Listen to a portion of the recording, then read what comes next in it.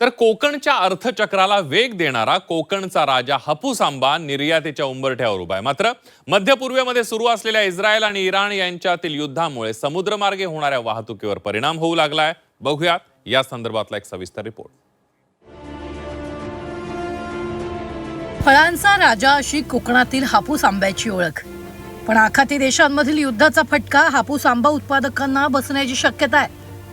दरवर्षी April May महिन्यात कोकणातून मोठ्या प्रमाणावर हापूस आंबा परदेशात पाठवला जातो. 40 ते 50 हजार मेट्रिक टन हापूस आंब्याची विक्री होते. त्यापैकी जवळपास 15 ते 20 हजार मेट्रिक टन आंब्याची थेट परदेशात निर्यात होते. या निर्यातीमधून शेकडो कोटी रुपयांची उलाढाल होत असते. हजारो शेतकरी, व्यापारी, ट्रान्सपोर्टर आणि मजुरांचा उदरनिर्वाह याच हंगामावर अवलंबून असतो.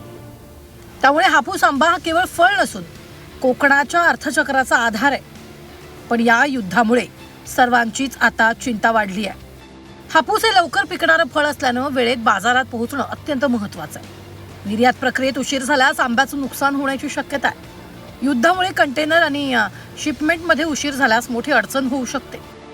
कोकणच्या अर्थव्यवस्थेचा कणा मानला जाणारा हापूस आता बाजारात दाखल होण्याच्या तयारीत आहे. पण युद्धाची परिस्थिती कायम राहिल्यास हजारो बागायतदारांसाठी हा हंगाम चिंतेचा ठरू शकतो. ब्युरो रिपोर्ट, झी 24 तास.